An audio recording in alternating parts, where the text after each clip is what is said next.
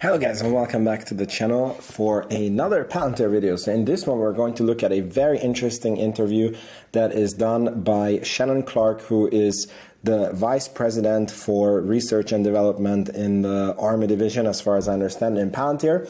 And she says some pretty cool things that gives you a deeper understanding of certain things that I'm going to talk about. And you know, we all know Alex Karp, and he uses big words, and sometimes he it's very interesting to hear someone say very similar things, but in a human language that you can understand, and it gives you a very different perspective. So it's going to be an interesting video. It's cool extra understanding for Palantir investors. And if you like this video, all I ask is please make sure you hit that like button and make sure that you're subscribed to the channel. So let's get into the video.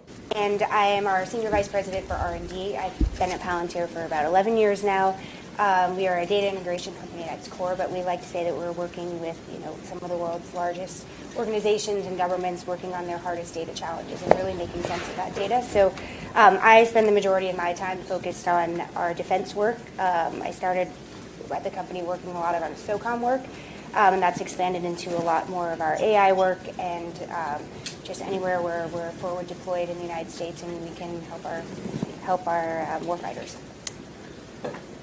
So is part of your job interpreting demand signal? Absolutely. And we love to do that in the field and not necessarily sitting here in DC with the professionals that are helping putting those requirements together. But I think one of the special things that we've been able to do really over the last almost 2 decades is forward deploy, is be with users, is really do that, test, fix, test again, in the field to learn approach. And we only are able to do that when we get to sit down with users and kind of understand their hardest problems. That's where we like to see the demand come from. Yeah.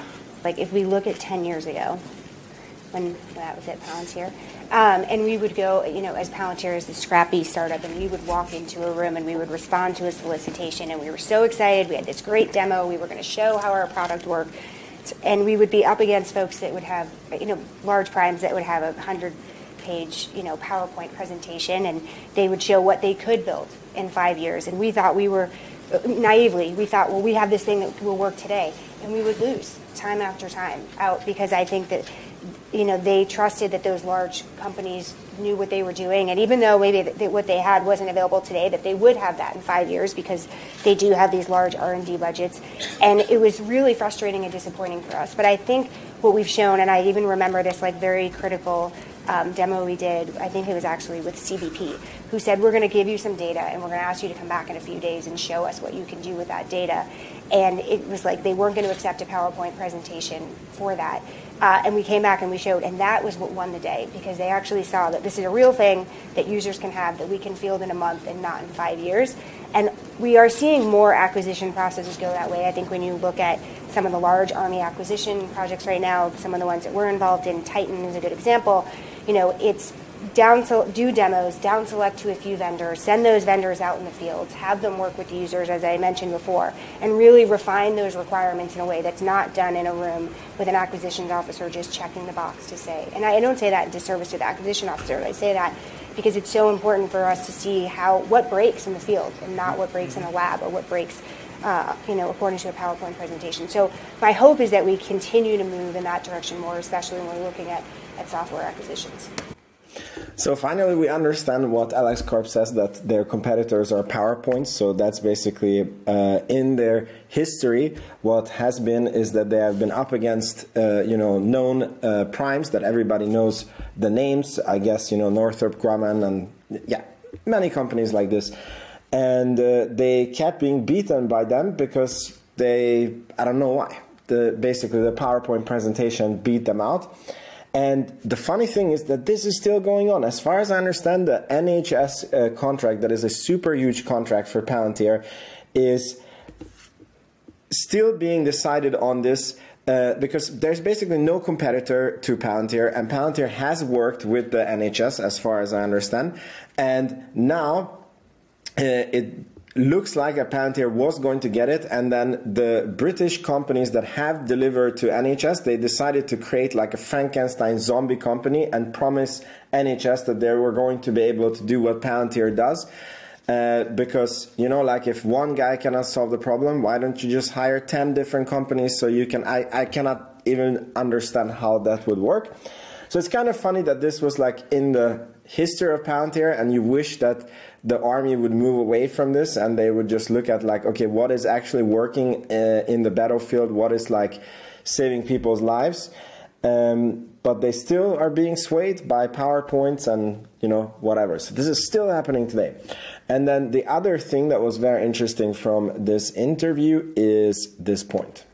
First shot, you know, meeting with someone, because the three of us have all been part of companies that have built something novel. And so, you know, our approach to everything from what we built to the approach that we took. So I actually don't think that any of us built anything that was consumable or building towards the buyer either. In fact, it took a lot of sweat and tears and work to actually convince someone why what we were building made sense and why it was better. I see. So with each friction point, I think, or with the success stories, definitely has come a lot of friction. You know, I think about working on, you know, something a few years ago where we had, you know, the most senior person, you know, in the branch saying, like, I need this, but it still took 2 years to be able to get a solicitation and be able to, and to go through the competitive process and to win that. And if it's like a 4-star general is saying, I need this today for, you know, the readiness and the health of my people, but it still takes 2 years to go through that. There's success in that it finally happened, but it doesn't, the timeline for that is really long, right? So I think, like I said, with each success, it's still, there's a lot of risk on the part of all of us still, which thankfully, like, you know, I think we have enough funding, each of us now, to keep going, but it's still taking a long time. This was super important because, you know, all of us who are looking at the quarterly government results in Palantir, and they're going like, oh, it keeps falling, and Carps keeps saying like, guys, we have been CAGRing over 30%, but it's not every quarter. So you have to look, you know, zoom out, and sometimes it's 10%, sometimes it's 60%. And this is exactly why. Like, you can see that a 4-star general, head of an army branch, said, we need Palantir. And from that point, it was 2 years. Like, from the point that it was sold.